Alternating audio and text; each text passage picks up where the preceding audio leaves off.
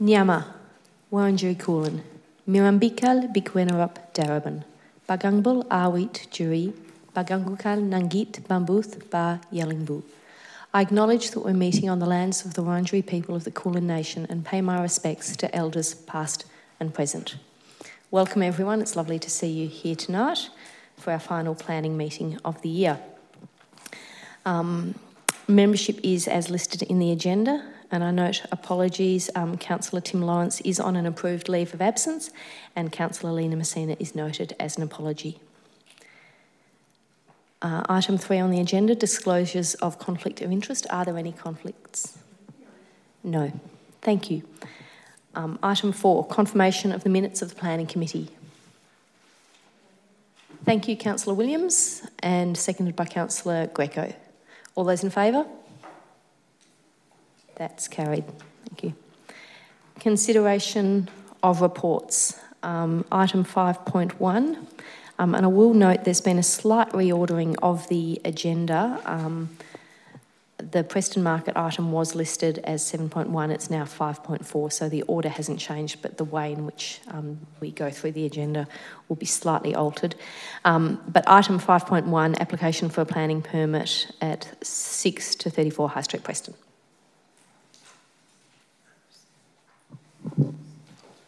There have been no submissions received on this. Thank you, Mayor Rennie. This application seeks approval for an 18-storey mixed-use development, including 157 dwellings and 6 retail commercial areas on the ground and first floors. The proposed development contains a total of 201 car parking spaces over a number of basements. There is also provision for motorbikes and bicycles. Of the 157 dwellings, the majority are 2 bedrooms, 119 of those. There are 30 single bedroom and 8 3-bedroom dwellings. The report before the committee tonight is seeking Council's view on whether or not a permit should be granted. This results from the applicants lodging an appeal to VCAT on the basis that they believe Council has failed to make a decision. The recommendation of officers is that Council form a view to oppose the granting of the permit. The reasons are well set out in the report and in the proposed statement of grounds included on page 3 of the officers' report. These grounds are best summed up by the second ground of refusal, which points to the planning scheme requiring the exemplary standard of design. That is a requirement of what has been identified as a landmark site. Elements such as the front facades, or what's described in the report as the street wall, the proposed pedestrian link between Plenty Road and High Street, and the appearance as you look northward of the southern facade and tower is assessed in the report as not being to the standard of landmark site. So given the significance of this site and the size of the application and what it's proposing, the assessment before you also includes a detailed urban design assessment that has been informed through advice by MGS Architects. Without going into the details of that, I think the report's fairly self-explanatory. There has been an exhaustive process. Residents have been notified recently about the appeal at VCAT and given an update and explanation why it's taken so long for the application to reach this point. That is also addressed in the report.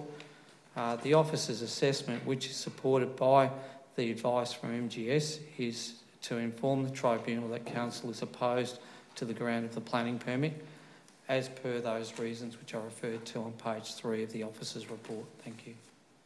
Thank you. Councillors, are there any questions? No? Is there a motion? No. Councillor McCarthy, thank you.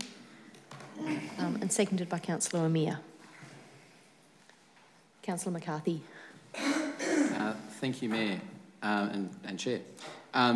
This matter, obviously, as our Mr Rudd has outlined very clearly, has a number of deficiencies to it. It's not the first time it's come before us, And obviously, given the circumstances, Council needs to form a view in relation to the application to VCAT. So I fully support the officer's recommendation to propose a view to refuse the planning permission at the forthcoming tribunal hearing, and I don't wish to add anything to the recommendations. They're very strong as they are. Thank you, Councillor McCarthy. Councillor Amir. Looking in these plans, there's definitely some good features about the design, the inclusion of several three-bedroom apartments, several communal spaces, and sustainable design features. But as a councillor, we representing this area, I hear a lot of comments about the Preston Junction area and some of the quality of the apartments that are going up now or were being approved in previous years that may not be compliant under the newer guidelines.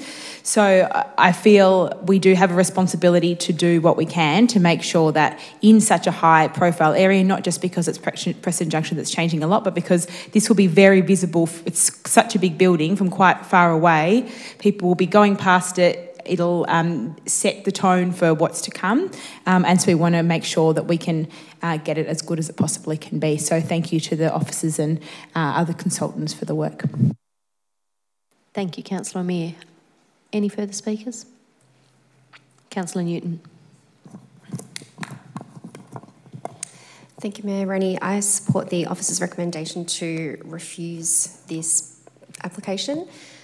We can't change what's in Preston Junction already, but we can change what goes up there now, and I'm not opposed to 18 stories, but I just think that this doesn't have the elements that we want, so I'll be not supporting this application. Thank you, Councillor Newton. Any further speakers? I'll put that to the vote. All those in favour?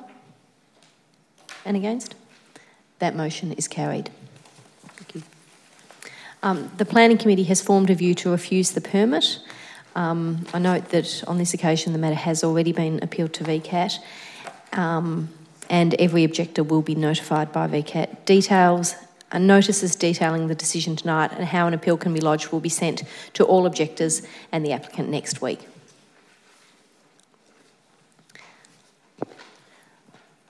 Item 5.2 on the agenda, application for planning permit for 69 to 71 High Street, Northcote. Thank you, Madam Mayor. The application at 69 to 71 High Street, Northcote is to partially demolish the rear of the existing building and construct an additional 2 stories above that existing 2-storey building. The building will retain the existing food and drink premises at the ground level and office at the second floor. 3 new dwellings will be added to the rear of the building and above. Each dwelling is provided with secluded private open space in the form of balconies ranging from 12 to 18 square metres. The proposal seeks to waive car parking for the food and drink premises and the office, which would have required a total of 5 spaces and 1 car space for one of the apartments. Notice was given via sign on site and letters to the surrounding owners and occupiers. Council received 30 objections to the proposal, and they're summarised on pages 36 through to 39 of the officer's report. As it's described and explained in the officer's report, the proposed development gains support from the Darebin planning scheme. It's located in a neighbourhood activity centre in a commercial zone where policy encourages retention of this centre and intensification through shop-top housing. Proposal is similar to the building approved to the south of the site by VCAT. It meets the strategic housing framework plan and is considered an appropriate type of development envisaged in an incremental change area. It's noted in the VCAT order for the adjoining site, the height requirements are not mandatory. Non-compliance with the High Street corridor land use and urban design policy is not fatal to a proposal. The 4th level is, in this case, significantly recessed and has no impacts to the adjoining residential lots. The levels 3 and 4 will not extend much above the parapet wall when that's viewed from the footpath on the opposite side of High Street. Therefore, the officer's recommendation is to support the proposal and issue a notice of decision to grant a planning permit. Thank you. Thank you. We have 2 people registered to speak. I'll hear first from the applicant, Natasha Placencio. Please come up and take a seat. Thanks. You have 5 minutes to address the meeting. Thank you for the opportunity to speak this evening. I'd just like to say I have reviewed the officers... Could I get you to just grab the microphone? Now you'll hear my accent. Just like to say that we have reviewed the officers' report, and it's a very detailed report, other than what I might add to that, it is in a commercial 1 zone where the planning scheme does encourage this sort of intense development. It'll retain the existing food and drink premises.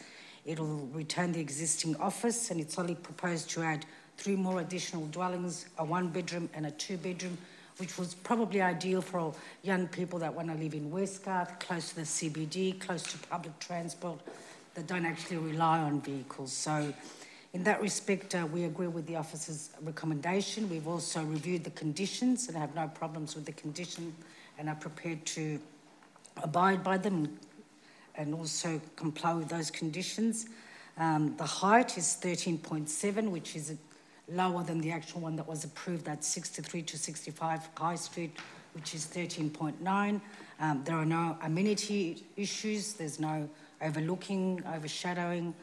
So in terms of the development and the intensity of the development, we agree with the officer's recommendation, and thank you for the opportunity to speak this evening. Thank you very much. I'll next call, you can resume your seat, thank you. Call on the objector, Jeff Crocker. If you could come to the table.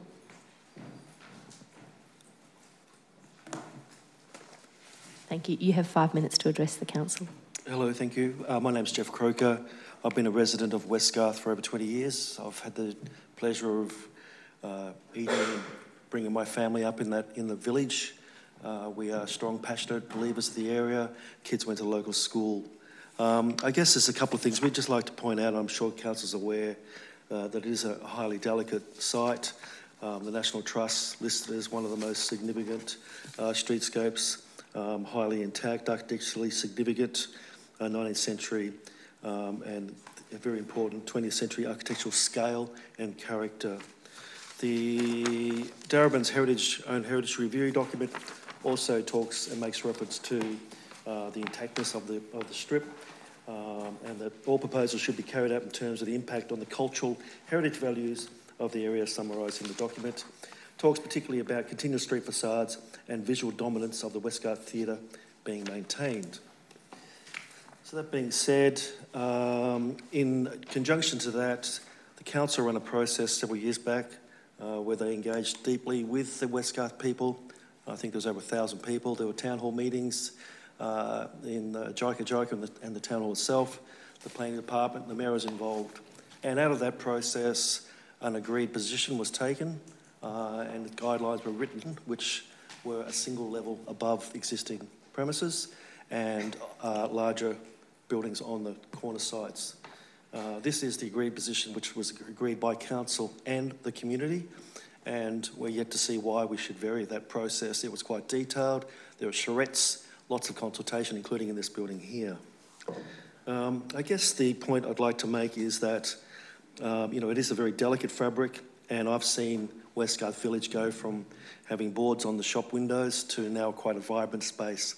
And that's got to do with character and scale and really kind of caring for the space. Views of the theatre, not just having facadism. I guess we're really worried, I'm worried particularly, is that we're going down a path where we are at such a delicate balance we could end up with purely facadism, the character of buildings being demolished, and we're ending up with not the fabric which really makes Westgarth a special place to be and live. And we really wonder whether this would be happening, for example, in Mailing Road, Camberwell, or other areas where perhaps the fabric is treated with a little bit more, I guess, historic respect. The development itself, I feel, is an overdevelopment. It will actually take out views of the theatre, particularly down High Street, which is the gateway in your own documentation. It does set a very bad precedent for the space, and the quality of the apartments are pretty, I don't think they would meet the current upcoming codes, let's put it that way. On top of that, it appears to be a very limited design character or quality.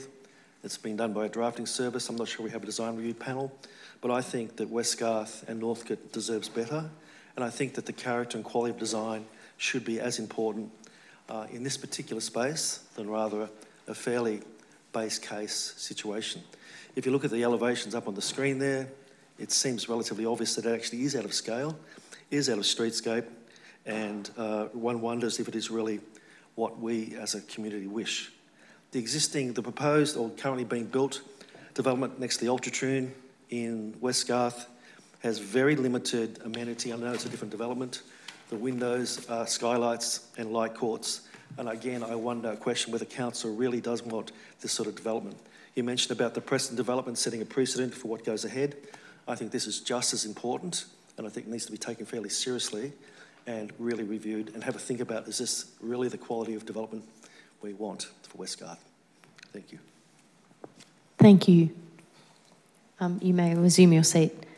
Councillors, are there any questions? Councillor Le Sœur. Could I clarify the heights of this proposed development and the one next door? Because as you can see in the picture, this one looks much higher, but I think I heard that they were very similar heights. Madam Chair, through you, the proposed four-storey element that's before us, four-storey building that's proposed before us, the property to the south that VCAT approved is 4 storeys as well, and a similar recessed upper 4th level, so they would be similar heights. Thank you. Thank you. Any further questions? Councillor McCarthy. I just, if I can get an officer response to the process that was raised by the objector, I think it was Mr Croker, in relation to the previous consultations that were undertaken, I think it was 2007, 2008 from memory, around Westgarth Village, and how this application responds to those agreements, or whether that, I suppose, just an officer comment in relation to that matter. Thank you. Madam Mayor, the discussions that were held many years ago,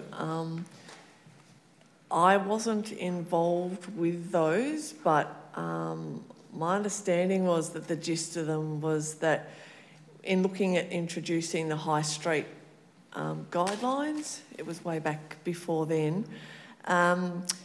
they were conversations that were held in the very early stages of prior to introducing the High Street study, and nowadays it has come in. We've got the guidelines that we need to consider the application against currently.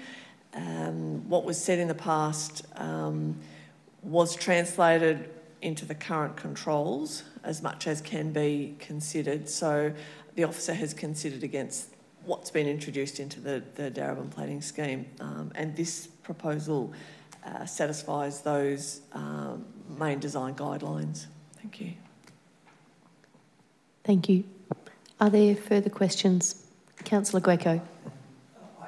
A question in relation to the building design, particularly given that the front facade is going to be kept and it's going to be built on top, 2 more stories on top.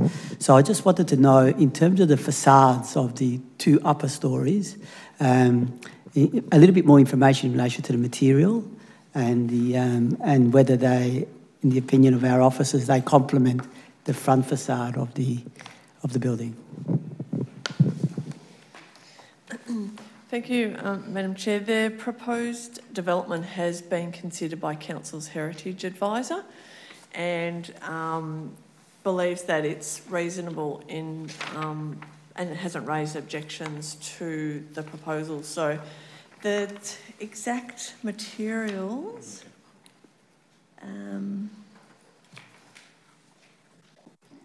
are aluminium cladding, dark grey for the sides of those north and south elevations at the upper 2 levels. I think that's predominantly existing brickwork at the lower for obviously the existing building. And at the front, the east elevation, my understanding is, again, it's that aluminium cladding, that dark grey at those upper levels. But our Heritage Advisor has no major concerns with that. Thank you. Thank you. Further questions, councillors? Is there a motion? I do have a further question, sorry. Yes, Councillor McCarthy. The key point. I just wish to go back to Councillor Lassurf's question earlier regarding the presentation of the building in comparison to the building to the south. If we can just go back, sorry, it might help just to go back to the screen that had the streetscape view. If I'm correct, that's the one, thank you. If I'm correct, the comment from our officer was that both buildings will present, well, both buildings are 4-storey and therefore present at the same height. I'm trying to reconcile that with what I see before me, which doesn't represent the same height, but in fact is significantly higher and looks on presentation and from street level to be a full story higher. So I'm trying to understand, are the drawings incorrect? Am I missing something? Madam Chair, my understanding is the diagrams that are drawn up are the existing streetscape and the approved VCAT plans aren't shown on that elevation. So that's why it's quite clearly that different height shown on that elevation. And so am I correct, just a supplementary if I may, Sure. am I correct, is that line that appears, the dotted line, the proposed height of the building to the south then? Madam Chair, my understanding is that they haven't drawn in the proposed, but that's correct. Proposed apartment building, the Stratford construction to commence soon, and my understanding is it does go to that similar dotted line. And if I'm correct, if I can ask one further question in relation to that matter, the proposal that we have before us actually exceeds that dotted line, so it pushes it a step further. I would have to refer to the complete plans for Madam Chair for that new development, but it could be that it's that 200, 300 millimetres higher, it might be half a metre, than what's proposed next door. Can I ask, Thank you. in relation to the timeline on this application, where we are at the moment? To the officers, are you able to answer that question about the timeline?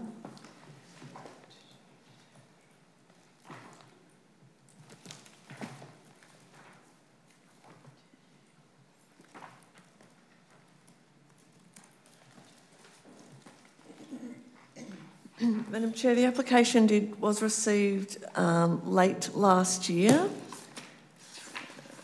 Advertising was completed after August this year. I'm not sure whether we are over the 60 days, but we may very well be.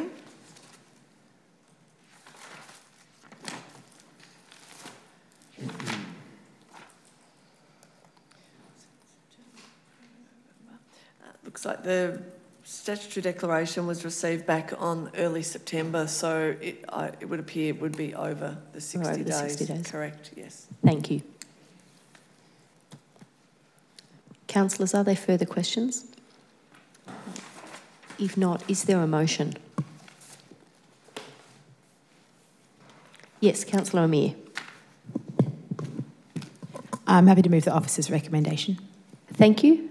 A seconder, and Councillor Newton. Thank you. Councillor Amir. It is a challenging situation with sites like this where there is that strong village feel. It's Westgarth is an area that lots of people in Darebin enjoy, whether they live there or not. And absolutely, we want to make sure we do what we can to protect heritage value. And I'll also acknowledge, I think I found the outcome of the discussion that was referenced by the objector, the High Street Study Precinct Guidelines, which was from March 2005, so it was 13 years ago, which does express the community preference for up to 2 stories on the site. What we find, the situation we find ourselves in though, is assessing this application against the current laws, the current legislation, which is not what it was necessarily back in 2005. Also, from looking at the plans and speaking with the officers, it does seem that while the building is higher than many of the surrounding ones, that height won't be very visible from the street or even from the side because of the way the buildings are structured. Also at sites like this, whereas in other areas we might be worried about overshadowing of surrounding backyards and those sorts of things, at a site like this, the shadows are falling on mostly on rooftops. So, and I guess we also need to look at it in the context of incremental change, which does apply in this case where we already have the same height next door, the same height across the road. So while we might not love this design, the pragmatic decision is to support it as recommended. Thank you, Councillor Amir. Councillor Newton. Thank you, Mayor Rennie. I'm happy to support this proposal. I think that I would live in any of these 3 apartments. I think it's a really wonderful location. I absolutely think you could get away without a car if you choose the apartment without a car. I think that the size of the apartments are all pretty decent, and I do absolutely respect the objectors' concerns. But I think this will be really nice homes for the people that are able to live here. Thanks. Thank you, Councillor Newton. Are there any further speakers? No? I'll put that to the vote. All those in favour? And against? Hang on. Can I just do that again? All those in favour? And against? That motion is carried. The Planning Committee has decided to approve the permit. This decision can be appealed to VCAT. Objectors have 21 days in which to lodge an appeal with VCAT. The applicant has 60 days to appeal any condition of the permit. Notices detailing the decision tonight and how an appeal can be lodged will be sent to all objectors and the applicant next week. Okay, that brings us to item 5.3 on the agenda, application for a planning permit for 834 High Street, Thornbury.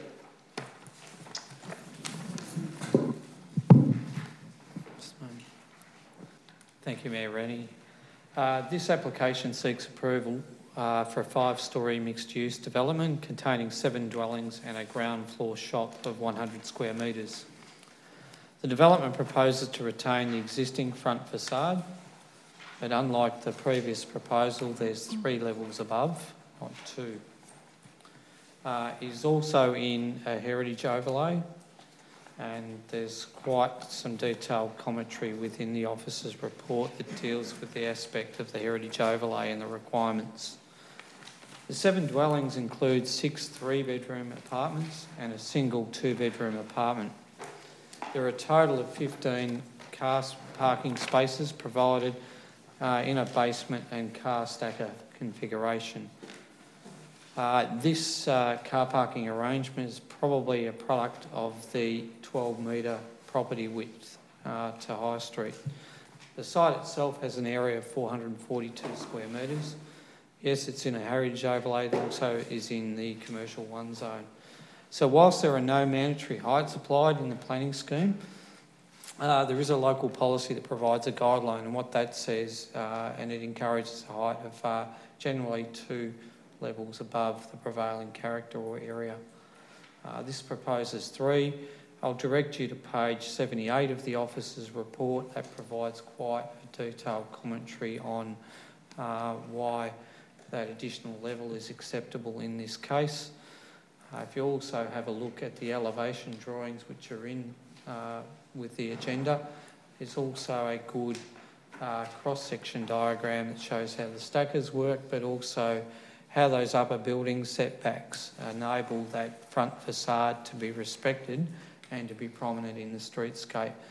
So similar to the Westgarth one that was discussed earlier, the dominant element is to be the front facade being retained, and then the other elements, those upper floors, are set back to enable that traditional streetscape to be preserved and protected. This application has been advertised. It was the subject of 1 objection.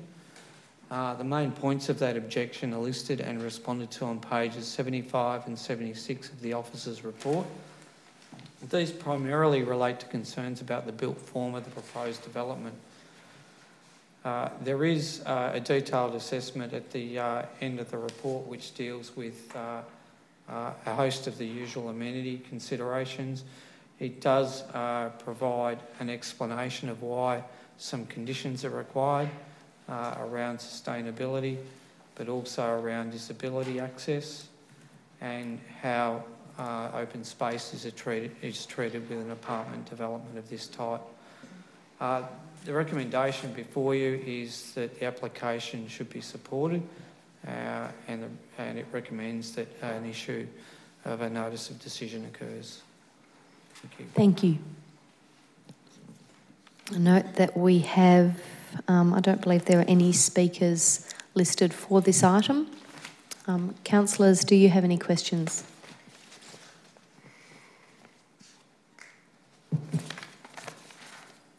I do, actually. Councillor Sorry, McCarthy?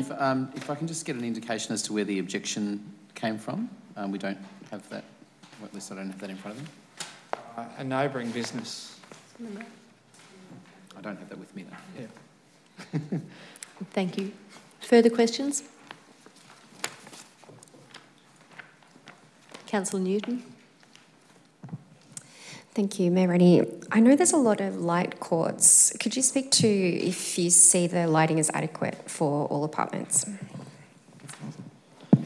Yes, so there is an assessment. Clause 58 is our point of reference in terms of access to daylight. The assessment is that it does achieve those minimum standards. And what it also does in this particular instance, I've just tried to increase that. I was anticipating that question.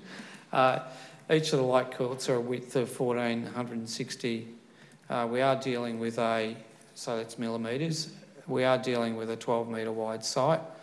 So the emphasis of these light courts is to let natural daylight, not sunlight, into them. They do exceed those minimum requirements, but what they also allow is, given that we're dealing with a relatively narrow set of frontages in High Street, it enables the adjoining developments to replicate that type of light court configuration. It is one of the discussions referred to in the report around some commentary regarding equitable development, with the anticipation that if and should planning application arrive on any of those adjoining sites, we'd be encouraging a mirroring of those light courts. Thank you. Are there further questions?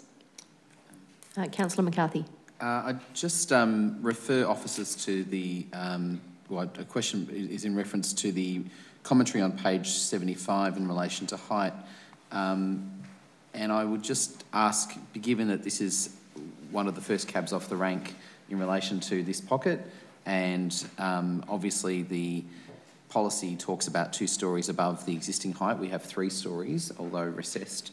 Are we at risk with this development of the possible borrowed amenity from the future development of the property immediately to the north, which we've seen in High Street High Street Northcote, I should say?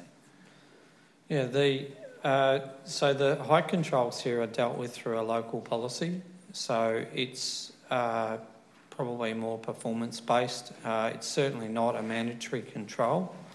So weighted with the assessment of 2 stories above, there's also a range of other qualitative material that needs to be considered.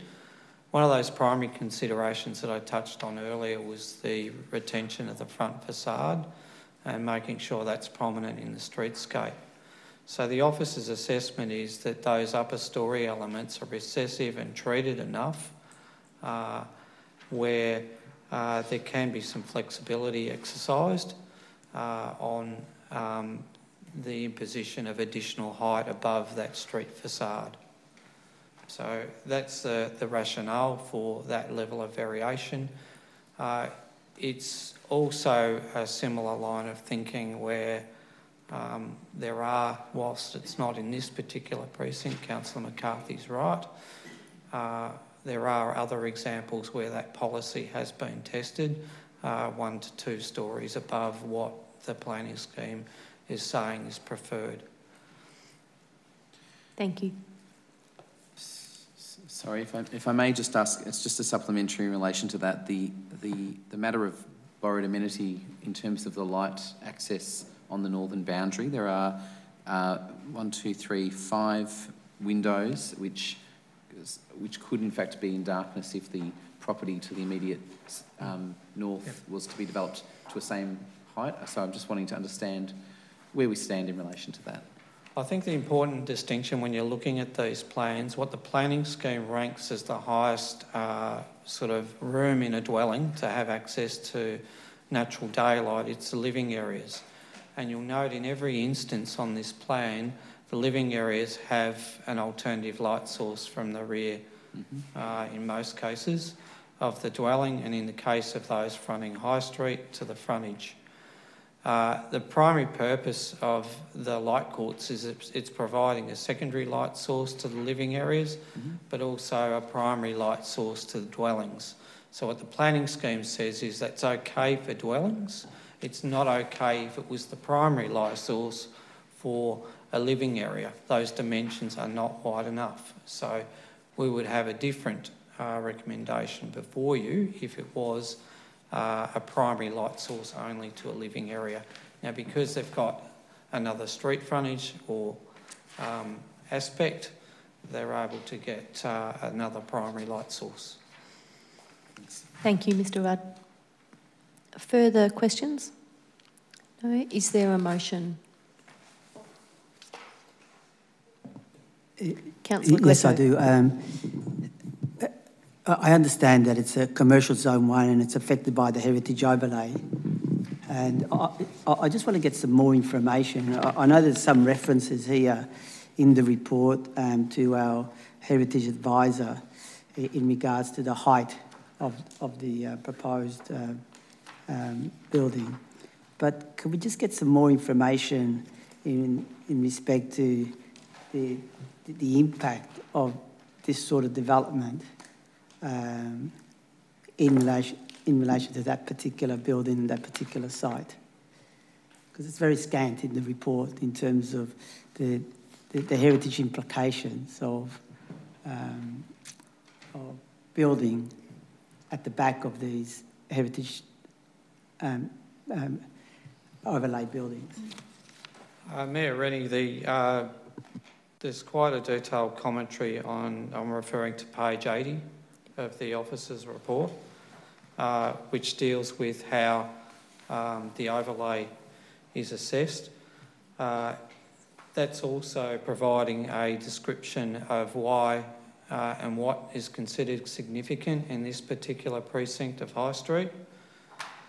It's also saying that what is important is preservation of those fine-grained facades, so the relatively narrow and vertical elements that you see in the street. There's a certain rhythm within the street. What the heritage overlay is trying to do is to retain that at a premium. And one of the things that it's encouraging or requiring is that the retention of that front facade is paramount. And then secondary to that, it's requiring that upper floors be set back at a certain level where at the pedestrian scale, so across the street or down the street, that the clear eye line is drawn to the front facade and less so to the building setback at the rear. So it's more a qualitative assessment. It's not a quantitative analysis saying this is the magic figure. The heritage overlay points you to that general criteria around preservation of the streetscape, maintenance of the facade, less so on a numerical figure around the building height. But what it does offer you is a guideline to say that you can redevelop these sites to maintain their longevity, but you do that through a generous setback and reducing the dominance of those upper floors. So the heritage advisors looked at that and looked at the material selection also and provided a recommendation that that treatment is appropriate in that particular location. Thank you. Is there a motion? Councillor McCarthy. I'll move the recommendation as listed. Thank you, Councillor McCarthy. And a second, Councillor Amir. Thank you. Councillor McCarthy. This one I struggled with, but on the face of it, I think we have to be realistic about what the planning scheme allows for and what's put before us. Whilst there are some sort of smaller issues I have with the design, and particularly with the impact on the adjoining property, the report is very clear that if you live adjacent to a commercial precinct, then you don't get the same amenity that you would expect elsewhere, and I take that on board. I note also that that was not actually one of the objections. One of the objections was from an adjoining commercial property. So whilst the challenge I think that we have with this sort of application is that this section of High Street has not seen the type of development that we are seeing here, which is the shop top proposal. There has been, and I commend our officers for this, efforts to ensure that there's a retention of the heritage frontage, and I think that's actually, from a street level point of view, that's what you see when you stand at the street level. You see the heritage frontage. This building will be visible, as will the buildings and the shop top developments along this section of High Street, which are due to come. From my perspective, from a streets perspective, the most critical thing is that we retain the fine grained frontage, and that's what this delivers. In terms of the design of the apartments, the light wells, my central concern was this notion of borrowed amenity, which we have fallen foul of in Northcote, and I take the advice of our officers that this design at least delivers on that internal light amenity, which we have not seen in Northcote, and which is a risk for all of these sites on a north-south corridor. It seems to have been resolved in this case, and I hope it points a path forward for other developments along this corridor in the future. So on that basis, I'm willing to support it. I think we are at that stage now where we're going to need to look at the design outcomes along this section of Thornbury, because we are going to see more of these proposals, and we need to get it right. We need to make sure that we're looking at both the streetscape frontage, the moderation of height along the corridor, and of course also the internal amenity, because we do not want people to be living in dark dog boxes, and that's not what we get here, but it certainly is a risk with other sites along the corridor. Thank you, Councillor McCarthy. Councillor Amir. I came to the meeting today not sure which way I was going to vote on this one.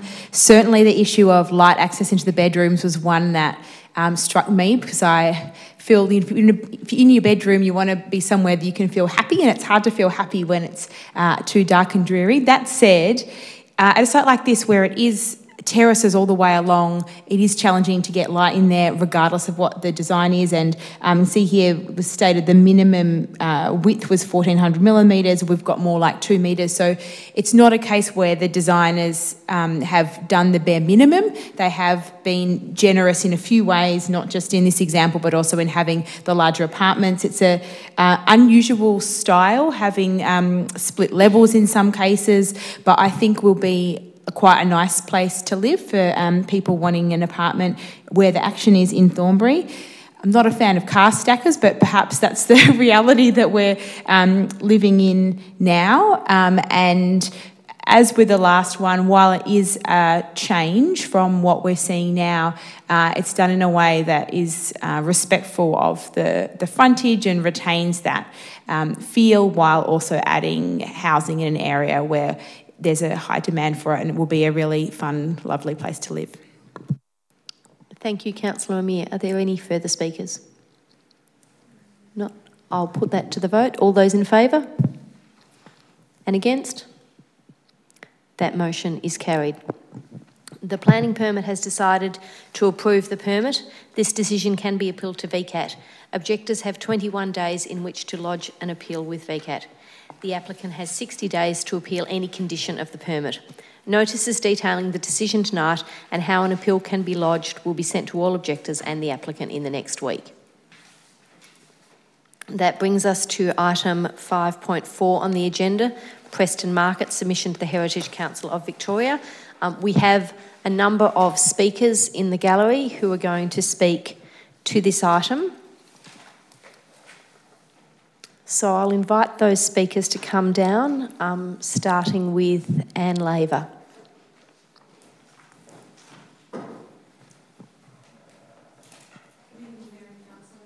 Can you hear me? Yeah, that's great. If you could keep it close, because then the audio gets captured too. Thanks, Anne. All right. Good evening, Mayor and councillors.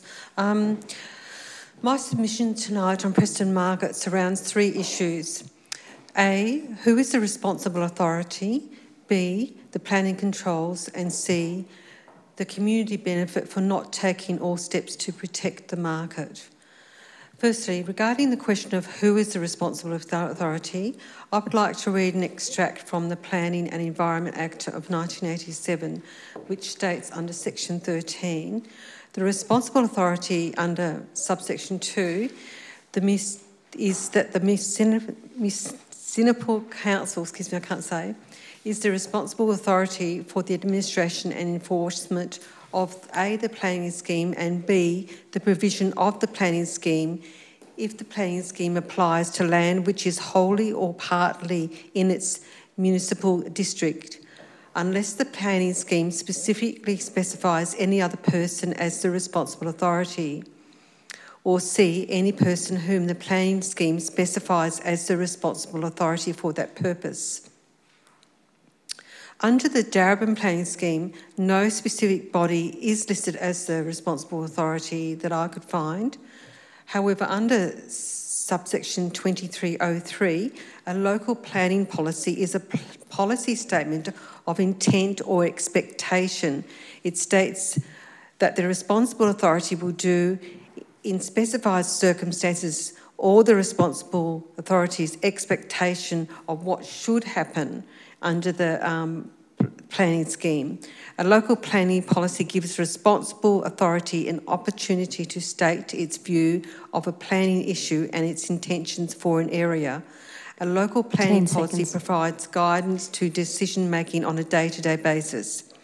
The VPA documents on the Preston Market do not cite who was the responsible authority, but rather it specifically says, is it time, is it? It is time. If you've got a sentence, you can finish the sentence. I just wanted to say that, therefore, it's not clear who is the responsible authority and what are the planning controls that are going to be developed and when they will be completed, and I'm puzzled by the council's stance on refusing to take firm steps on protecting the market and what are the community benefits to not doing this.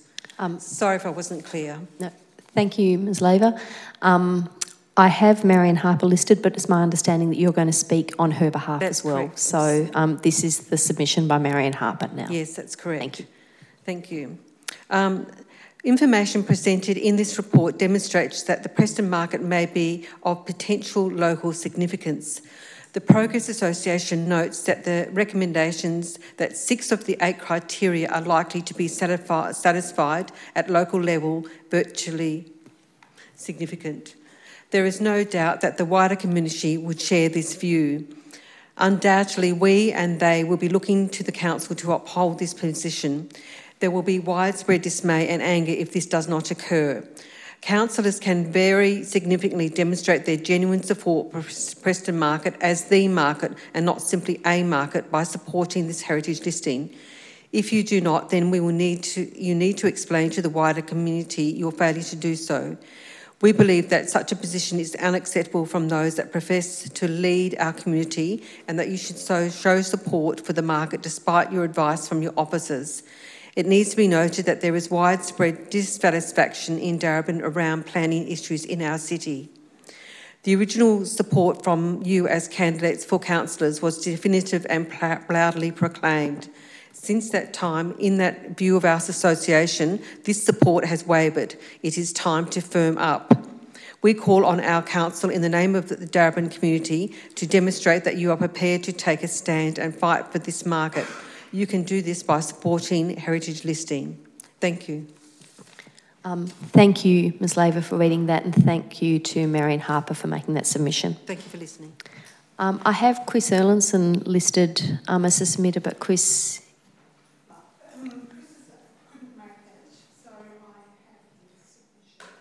Okay, please come down.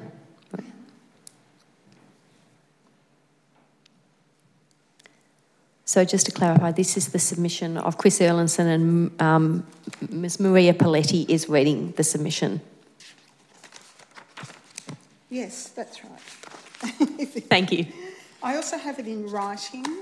If councillors would like a copy, it might help to follow as I'm reading, because the 2 minutes is particularly short.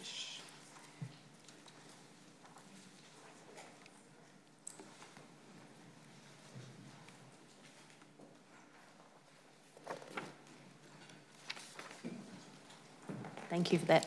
Okay. As a representative of 2 community groups, Data and Save Our Preston Market, I expressed my concern regarding the direction that the process is taking and encourage councillors to keep an open mind, as we the public have often been reminded to do. In your deliberation, councillors need to think very carefully in terms of ensuring the best interests of the public outweigh the financial gains of individuals. It is our view that through this elongated process, Council has not done the further research as recommended by context and instead continues to dilute and play down the significance of the Preston market. Evidence is in Council's draft Appendix B submission before us tonight, where it states the key attributes that imbue the site with social significance include the internal characteristics that are readily associated with the Preston market: access to light, openness, composition of individual tenancies, and the number of pedestrian thoroughfares.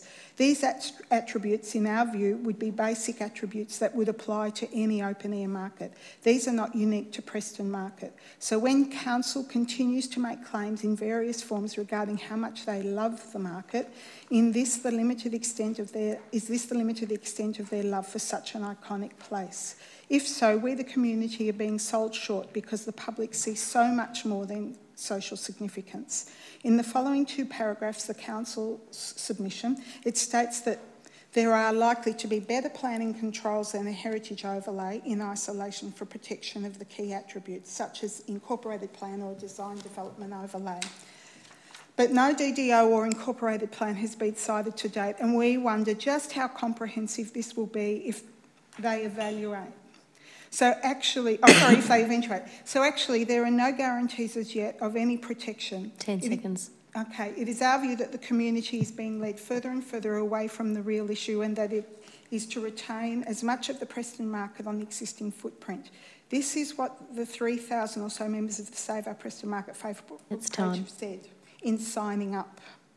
The rest is there for you to read. Thank you, and thank you to Chris Erlandson for making that submission. I'll pass that on to him. Would you like me to? Yes, please continue. So this is the submission that Ms Paletti has put together. Mine's even longer, so it's not going to come into the 2 minutes. Sorry.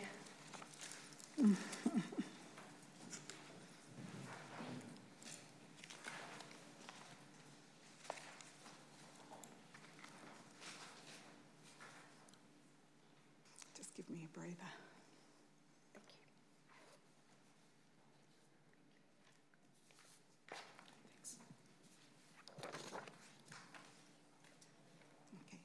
On behalf of Data members, I ask you to support our application for a heritage listing and the highest possible protection for Preston market. While the Executive Director's recommendation is that our application is not likely to satisfy any of the criteria at the state level, it does, with exactly the same emphasis, say information presented in this report demonstrates that Preston market may be of potential local significance. The recommendation is that 6 of the 8 criteria are likely to be satisfied at a local level. It is disingenuous lawyer talk to suggest that there is no reason to think past decisions rejecting a heritage overlay in the light of the new information in the assessment from Heritage Victoria. A heritage listing, a heritage overlay and helpful planning provisions would offer the highest level of protection possible for the market, ensure that much loved and significant aspects of the market are preserved through the redevelopment process. These things are not mutually exclusive. There are other examples in Darebin and elsewhere where heritage overlays afford the highest zoning protection.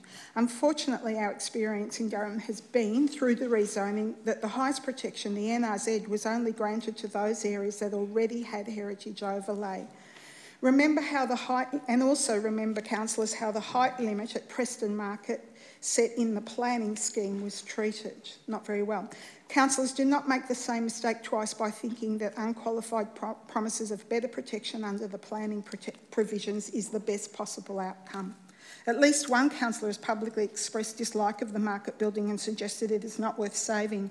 Assessment for heritage is not a personal judgment, and the community would be much better served if councillors made objective assessments that reflected both the community they represented and the promises made in the last election. We have seen the future project staging for Preston Market site. 10 seconds. Stage 3B replaces the current market buildings with mixed-use buildings on Mary Street to include a market, retail and 120 apartments. There are plans to build a total of at least 1,540 apartments on the site. Again, the rest is there. Thank you very much for your time. Thank you for that submission, and thank you particularly for putting it in writing for us. That's okay.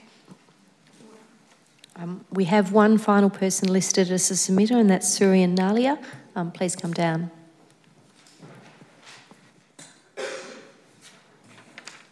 Thank you. You also have 2 minutes. Thanks. I'm speaking on behalf of the Darebin Ethnic Communities Council, and the Darebin Ethnic Community Council wants the Preston Market saved. We want a heritage listing.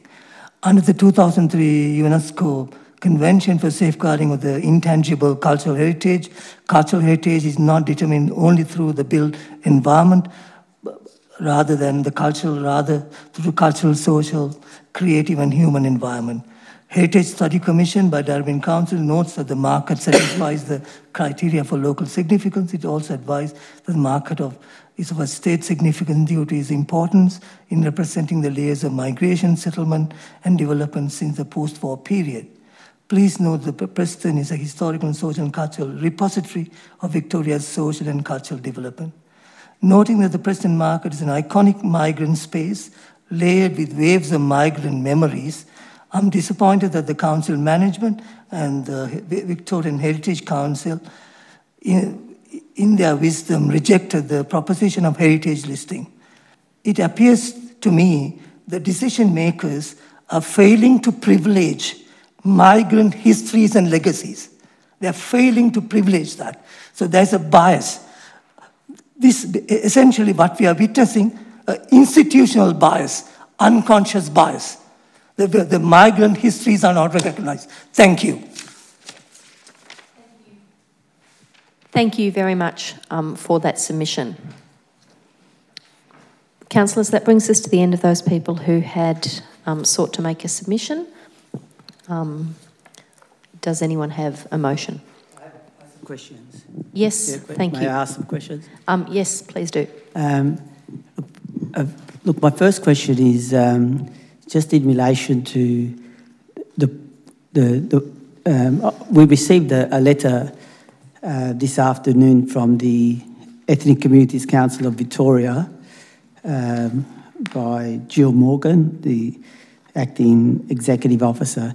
In that letter, it raises the issue of the UNESCO Convention for the Safeguarding of the Intangible Cultural Heritage, and I think it was mentioned by the chair of DEC also.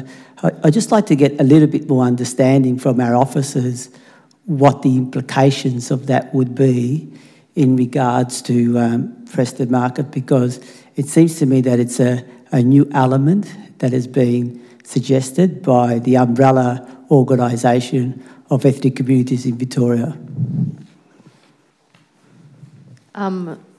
Ms. Livier, I'll pass that to you. Thank you. Through you, Mayor Rennie. I think the challenge that I guess we have, and I think this reflects too, is that social significance, which the market undoubtedly has, to be protected under a heritage overlay needs to be connected to built form. And so our advice that we don't think the case for a heritage overlay has been made fundamentally is because we don't think that social significance connects with the built form in a way that would meet the assessment criteria. Yes, and without having specifically considered that matter, Gaetano. I should, sorry, Councillor Greco, I should say I haven't specifically considered that matter. My reading of it, though, is that the element they're drawing out remains kind of central to the challenge we have with this matter. Thank you, Ms Olivier. Are there further questions? Yeah, I just had a further question, if I may. Just from what I've heard, so we're not aware of, we don't have any additional information in relation to UNESCO Convention, but how is it from the comments that have been made, how is that different from other claims that have been made where social or cultural significance has been taken on board? Also, in regards to a particular site, the site that comes to mind is obviously Festival Hall is one example, and which has a Victorian significance. So, yeah, how do those recent comments reconcile with what's what we've with the other example that I provided? Ms Olivier. Through you, Mayor Rennie, I will ask Darren Rudd to speak to the specifics of why that case is a little bit different from this one. Thank you. Mr Rudd. Yeah, thank you, Mayor Rennie. With Festival Hall and those other examples that are provided, their assessments of the Heritage Council, and they relate to places of significance. Now, we reported on this in earlier reports about some of the criteria that the Heritage Council in fact considers. This takes us back to the specific matter with the Preston Market and it's referred to in the letter that Councillor Greco is referring to, is that they refer to the social and cultural elements as being intangible. And then where they're tangible is that they're either a person or place or event of high significance that links to the built form that can then be translated into a meaningful planning control. The work that's been undertaken, that's informed earlier reports of Council in May, and the Executive Director's recent consideration has highlighted the challenge in linking these intangible characteristics to the tangible elements of a built form.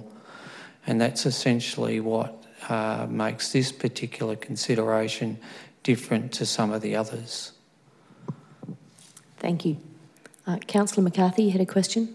I have two questions. One is actually it's a follow-up to Councillor Greco's question, which is just what is the status of the UNESCO's piece of work around intangible cultural heritage, which I'm very familiar with and attended something along these lines a number of years ago. Does it have any presence or any status in Heritage Victoria's consideration of the heritage?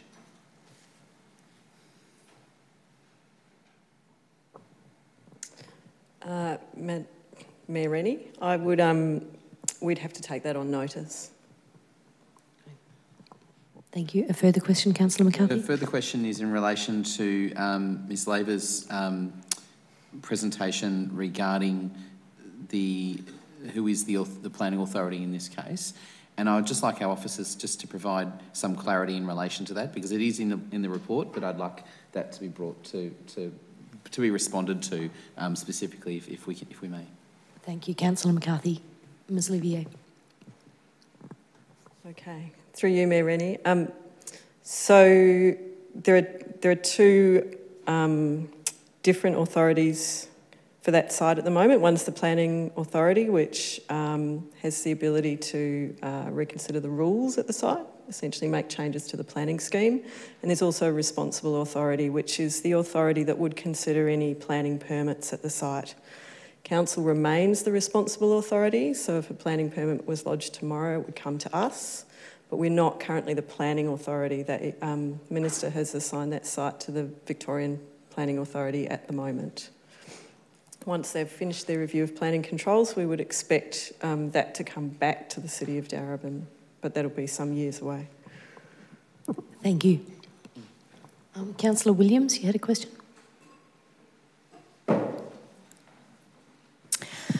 The layout of the market is an open market with high social significance. Wouldn't that be also an argument to be considered as a built form?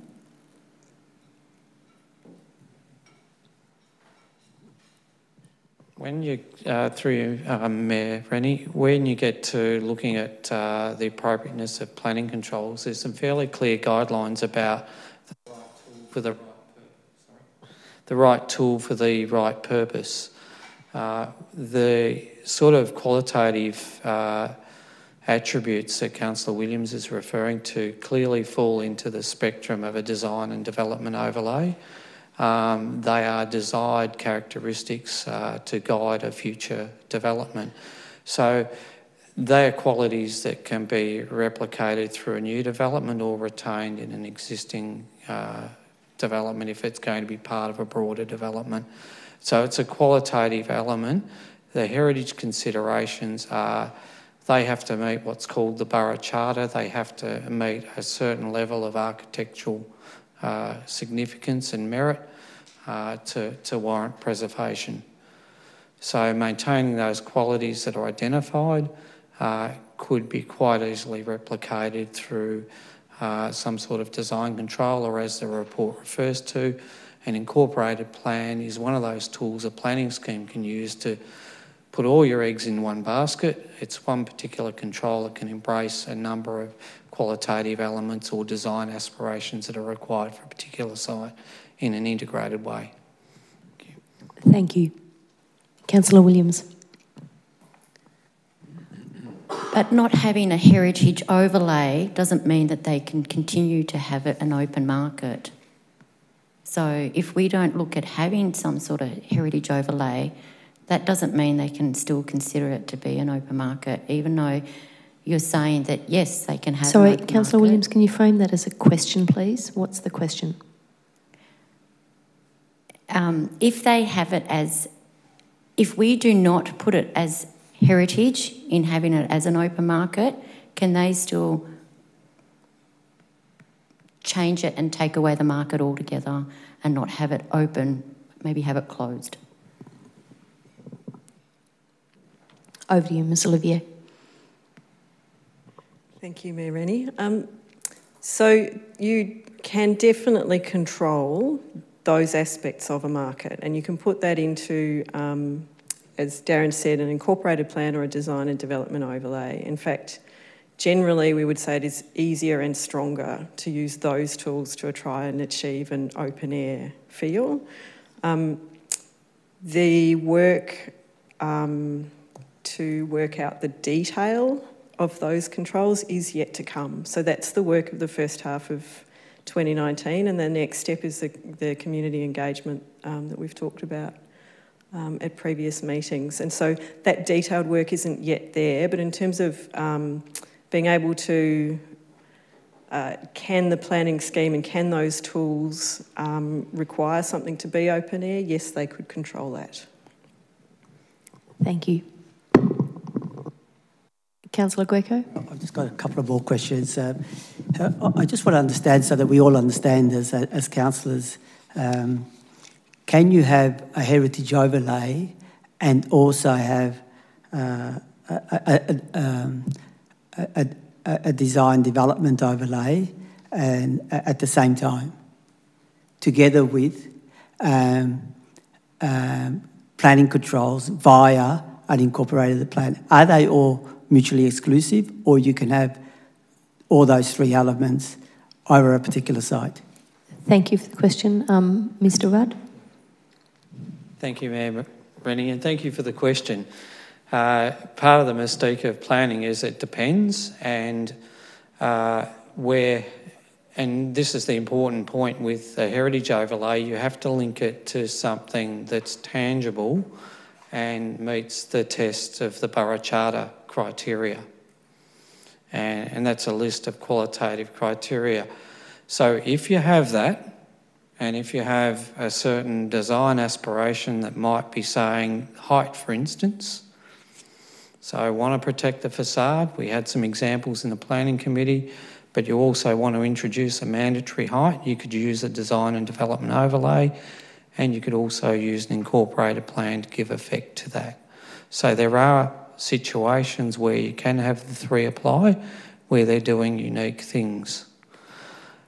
In this instance, there hasn't been enough evidence produced to link tangibly the social and cultural significance with something that's built and tangible on the Preston Market site.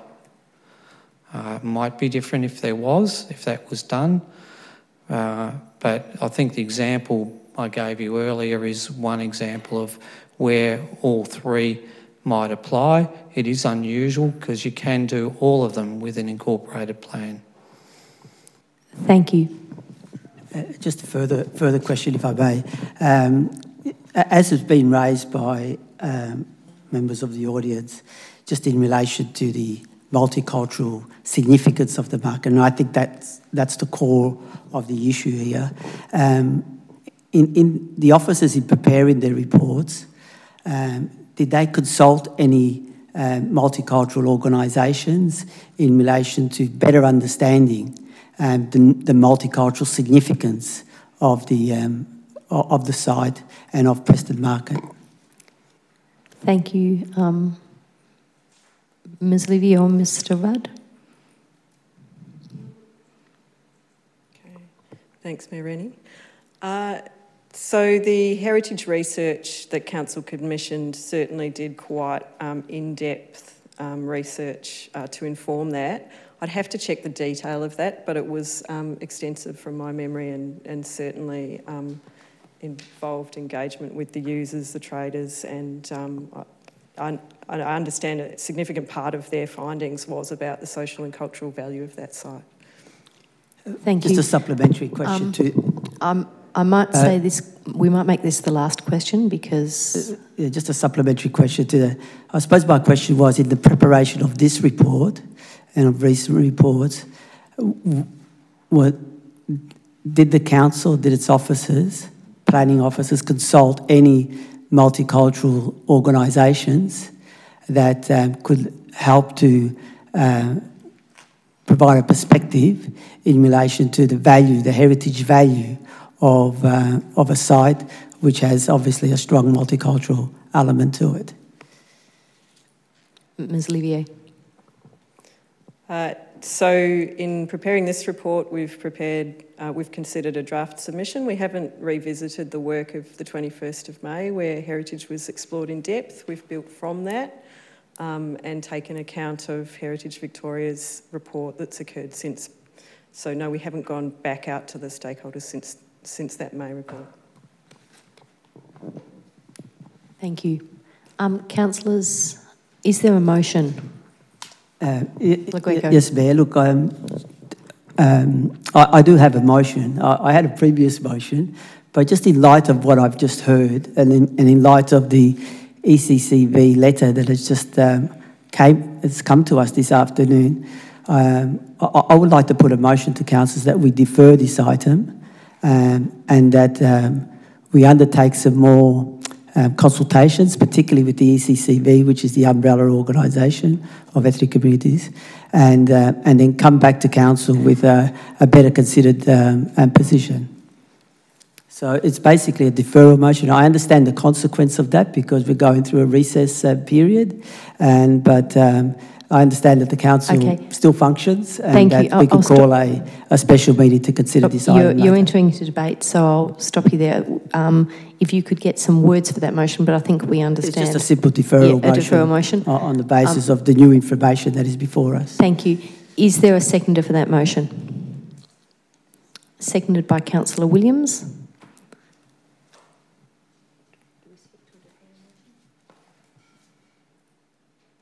That's a procedural motion. I'm just checking.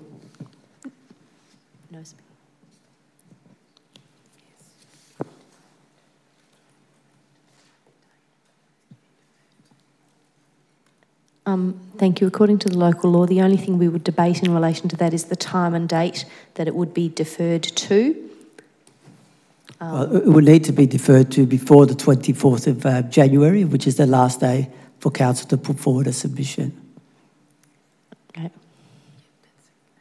So the motion that I would put is that we defer it to a special meeting of council prior to the 24th of January. Okay, thank you. Okay. All those in favour? And against?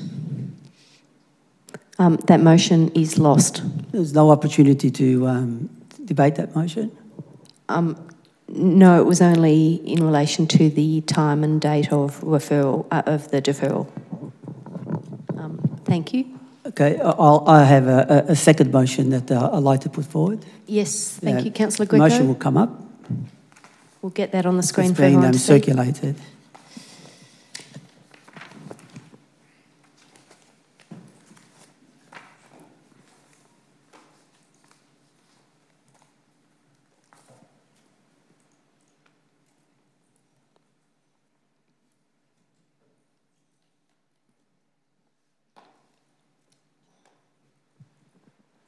We're just waiting to get Councillor Greco's motion on the screen.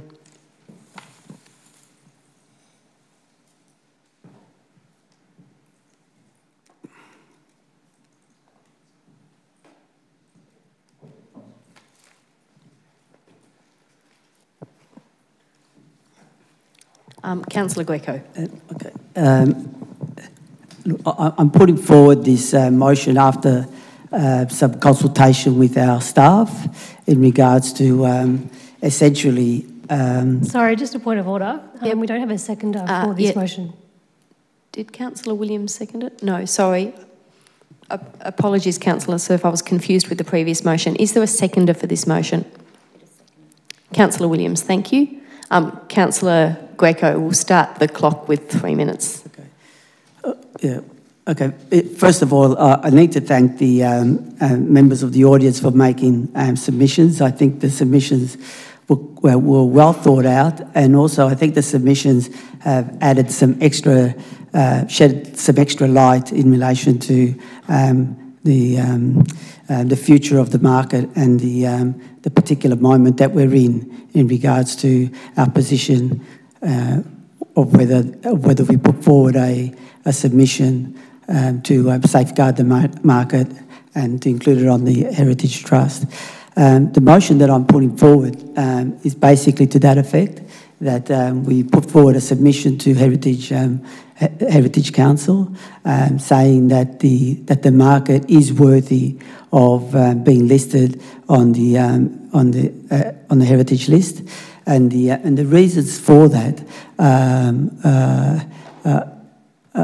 are multiple. And some of the main reasons I think that I want to concentrate on, and I think that right throughout this process that we haven't fully concentrated on, is the significance of the market.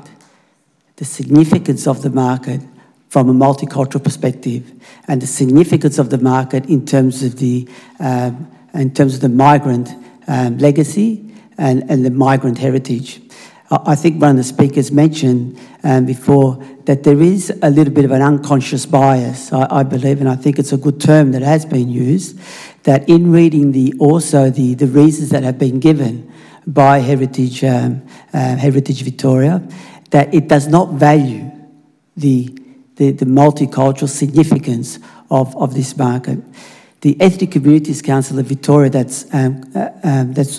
that I believe through this letter will be making a submission to the Heritage Council is not doing so lightly. They have often spoken about where there are particular sites in Victoria where that deserve attention and deserve recognition, and we're sitting on one of those sites. They're within our boundaries and within our municipality. And we as a council that have a strong legacy, we claim to have a very strong legacy in relation to diversity, in relation to multicultural values, and not putting our best foot forward in terms of preserving what according to the Ethnic Communities Council of Victoria, is an important multicultural significant site. We need to make that case because there is an element, I believe, and being involved in this space of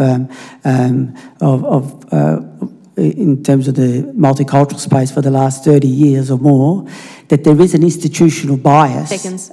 against the legacy of multicultural significance in terms of the legacy that it leaves That's behind. time. So I believe that we should support the inclusion on the heritage listing, and finally, and that we embark on a process of a heritage overlay. Thank you, Councillor Greco. Councillor Williams. I have nothing further to add. I think my fellow councillors actually done a great job in expressing and explaining that. Thank you. Are there further speakers? I'll put that to the vote. All those in favour? And against? That motion is lost. Is there another motion from the floor?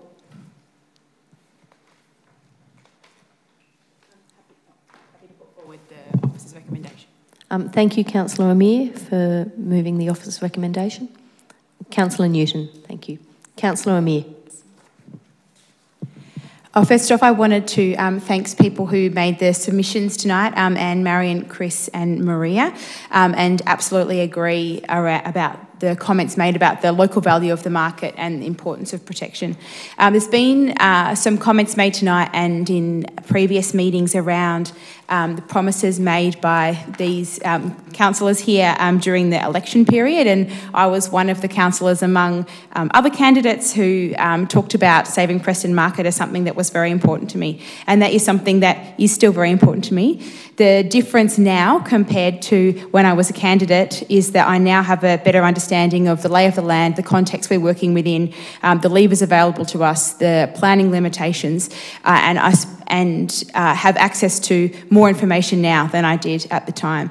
Something else I said when I was a candidate was it was very important to me to make evidence-based decisions. I come from a science background, and one of the reasons I decided to run for council was through my frustration that I saw at a state and federal level of politicians who were just doing what was popular or convenient rather than making decisions that were evidence-based that would get the best outcome.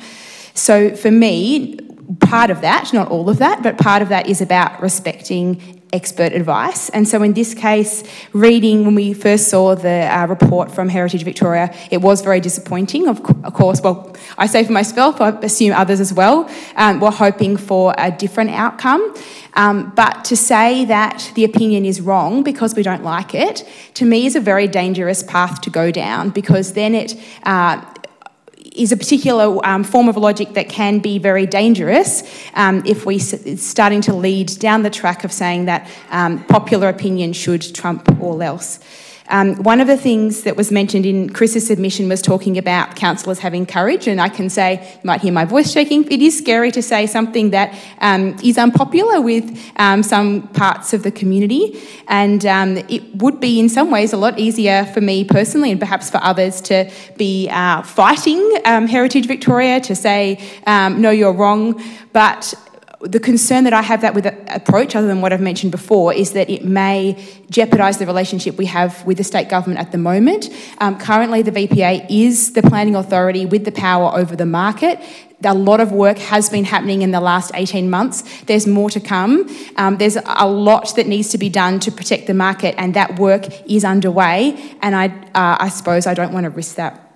I'd also refer to Maria's submission saying the best way to save the market is to save the building, and that is a very important component, but the work that's happening by council officers and VPA and working with the community is a lot more than that. It's not just about saving the building, it's saving the whole market and everything that comes with it, and everything we love, and that's what I think we'll do through this process.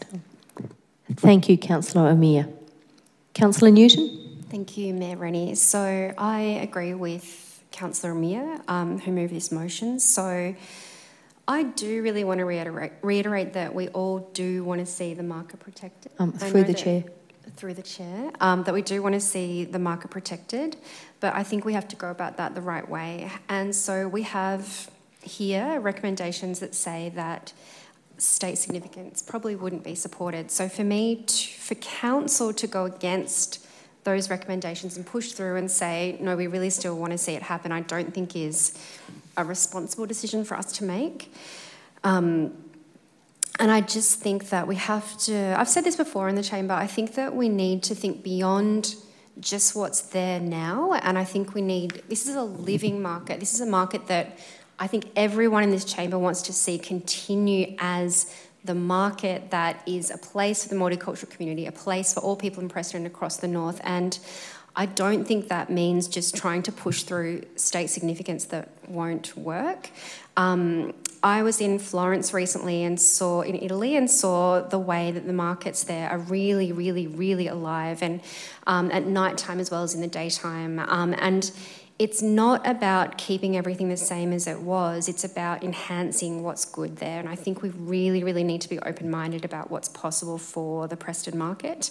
I think our officers have done an incredible job this year of working closely with the VPA to ensure that we're in the tent when we make decisions, and when decisions are being made, and when we're discussing these issues. And I think that we need to continue being in the tent, talking to the VPA next year as well.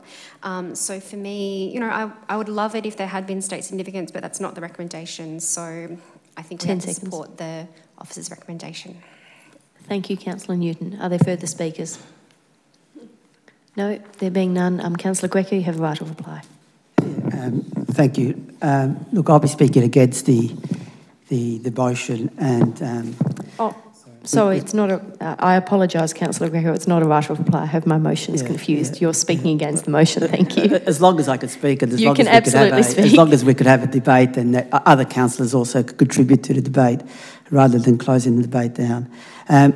Look, I think the points that have been made. When you unpack the points that have been made, I just fail to understand on the part of councillors why we're not advocating and being a progressive council in relation to trying to do our very best to safeguard the market. Heritage overlay or advocating that the market be considered on the state heritage list is a way of doing that. But we're not doing that, councillors, and I fail to understand that. I've been up against a brick wall for the last nearly 2 years in relation to this issue. There seems to be a block vote to completely block the better advocacy in relation to the market. The other point that needs to be made is when we talk about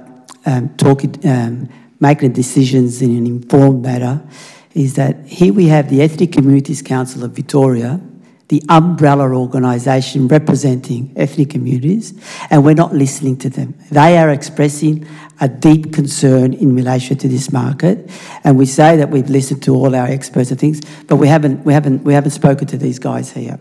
Also, in the reports that have been prepared to date, there's been a lack of understanding, I believe, on the part of council and the council administration of the value, of the inherent value, of the multicultural value of the market, and the way that cultural diversity manifests itself in a city.